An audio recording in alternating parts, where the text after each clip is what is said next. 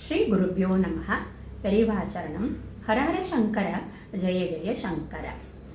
ஆத்ம திருப்திக்கே ஆச்சாரம், மூன்றாவது பகுதி, பேஜ் நம்பர் 465 468 வரல எடுத்துட்டுருக்கேன். நம்ம இது ஆல்ரெடி நிறைய இந்த டாப்பிக்கை ஆச்சாரம் அப்படிங்கிற டாப்பிக்கை நிறைய டிஸ்கஸ் பண்ணிகிட்டே வந்துட்டுருக்கோம்.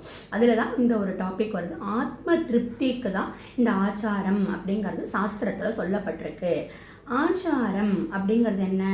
அந்த மடி விழுப்பு பார்க்கறது தான் ஆச்சாரம். வேஷ்டி கட்டிக்கணும், நெத்தியில் பட்டையோ குங்குமமோ விபூதியோ ஏதோ ஒன்று இட்டுக்கணும்.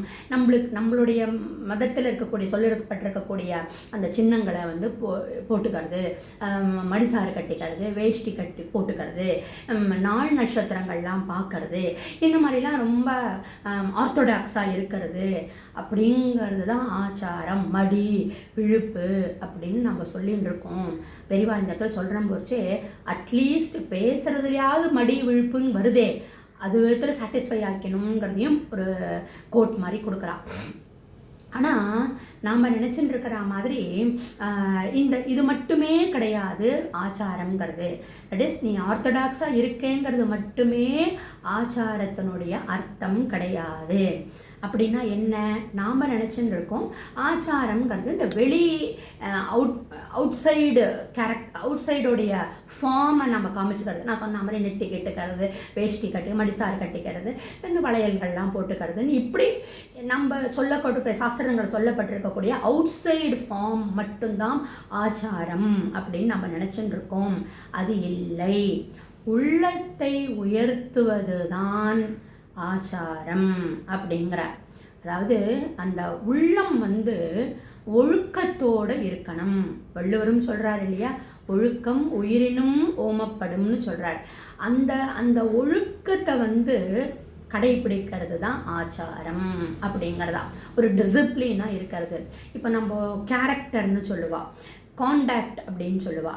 ஸோ இந்த அவுட் சைடு குணத்தை சொல்லக்கூடிய ஒரு கேரக்டரையோ காண்டாக்டையோ, இந்த ரெண்டையும் மிக்ஸ் பண்ணி, கேரக்டர் அப்படிங்கிறது அவளுடைய குணம், உள்ளுக்குள்ள அவள் எப்படி பிஹேவ் பண்ணுறா, காண்டாக்ட் அப்படிங்கிறது அவளுடைய வெளி ஆக்டிவிட்டீஸை பார்த்து, இந்த ரெண்டும் சேர்ந்தது தான் ஆச்சாரம்.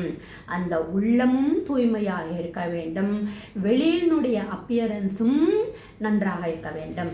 இந்த ரெண்டுத்திலையும், அதாவது மன ஒழுக்கமும் புற ஒழுக்கமும் அவுட் சைட் ஃபார்மும் நல்லா இருக்கிறது தான் ஆச்சாரம்.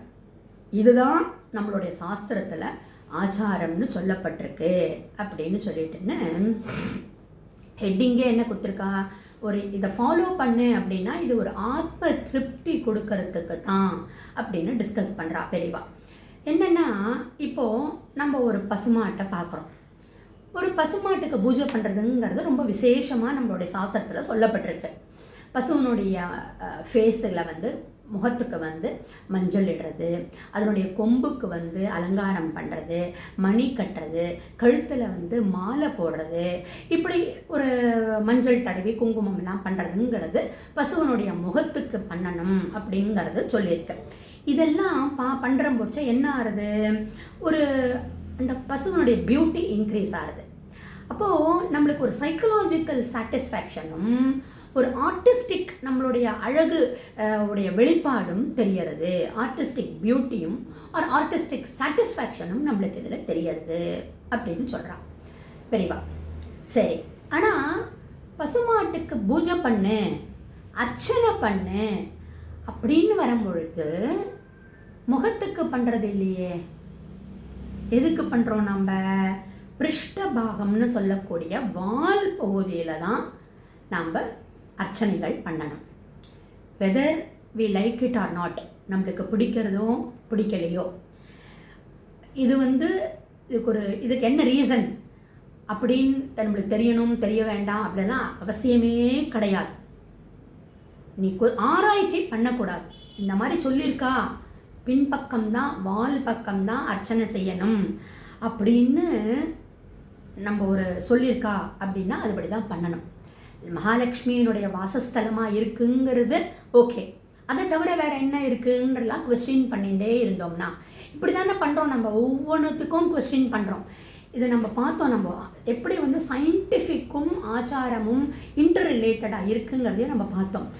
கீரை வந்து நைட் டைமில் பண்ணக்கூடாதுன்னு சொல்லுவாள் அந்த காலத்தில். ஏன் பண்ணக்கூடாது நம்ம கேள்வி கேட்டிருக்க மாட்டோம் அந்த காலத்துலலாம். ஆனால் இப்போ இந்த காலத்தில் குழந்தைலாம் கேள்வி எக்கச்சக்கமாக கேட்குறா.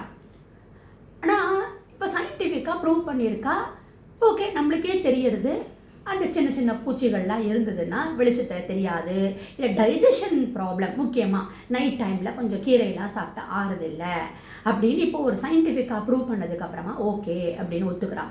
இந்த மாதிரி ஒவ்வொன்றத்தையும் நம்ம சயின்டிஃபிக்காக ப்ரூவ் பண்ணி இப்படி தான் சயின்டிஃபிக்காக ப்ரூவ் பண்ணினா தான் இந்த ஆச்சாரத்தை நான் ஃபாலோ பண்ணுவேன், இந்த சாஸ்திரத்தை நான் ஃபாலோ பண்ணுவேன் அப்படின்னு சொல்கிறது வந்து ஒரு நல்ல ஒரு சைடாக இல்லை அப்படிங்கிறா. அதாவது இப்போது நம்மளுக்கு ஒவ்வொன்றுத்துக்கும் காரணம் தெரிகிற மாதிரி நிறைய ஆச்சார விதிகளை ரிஷிகள் வந்து கிரியேட் பண்ணியிருக்கா. ஆனால் அவள் வந்து ஒரு காரணம் இல்லாமையா பண்ணியிருப்பா. ஒரு ரிஷிகள் வந்து ஒரு கிரியேட் பண்ணியிருக்கா அந்த சாஸ்திரங்கள் இப்படி தான் இருக்கணும், ஆச்சாரம்னா இப்படி தான் இருக்கணும், பசுவினுடைய முகத்துக்கு நீ என்னவனா பண்ணலாம், ஆனால் பூஜைன்னு வரும்போது என்னுடைய வால் பகுதிக்கு தான் பண்ணணும் அப்படின்னா ஏதாவது ஒரு காரணம் இல்லாமையா அவள் பண்ணியிருக்கா இல்லையா? இந்த மாதிரி ஒரு சாஸ்திரத்தை எழுதியிருக்கா. அப்போது நம்ம அந்த காரணத்தை ரொம்ப டீப்பாக ஆராய்ச்சி பண்ணாமல் லக்ஷ்மியினுடைய வாசஸ்தலமாக அது கொண்டாடப்படுறது அப்படின்னு சொல்லிட்டுன்னு நம்ம அதை பூஜை பண்ணி தான் ஆகணும். Don't ask questions. சாஸ்திரமில் சொல்லியிருக்கு, தென் வி மஸ்ட் ஃபாலோ. அப்படி நம்ம ஃபாலோ பண்ணிட்டோம் அப்படின்னா இப்போ நான் சொன்ன மாதிரி நம்மளுடைய ஒழுக்கமும் நம்மளுடைய ஆத்ம கிளீனினஸும் ஏற்படுறது, உள்ளத்தை உயர்த்துகிறது. அதுதான் இந்த ஆச்சாரத்தினுடைய ஸ்பெஷாலிட்டி. இந்த ஆச்சாரம் சொல்லக்கூடிய சாஸ்திரங்களுடைய ஸ்பெஷாலிட்டியும் சும்மா ஒரு உருவத்தை மாற்றுறது மட்டும் கிடையாது, உள்ளத்தையும் மாற்றுவது தான் அப்படின்னு சொல்கிறா. மேலும் என்ன சொல்கிறாங்கிறத நாளை தொடர்தில் நம்ம பார்க்கலாம்.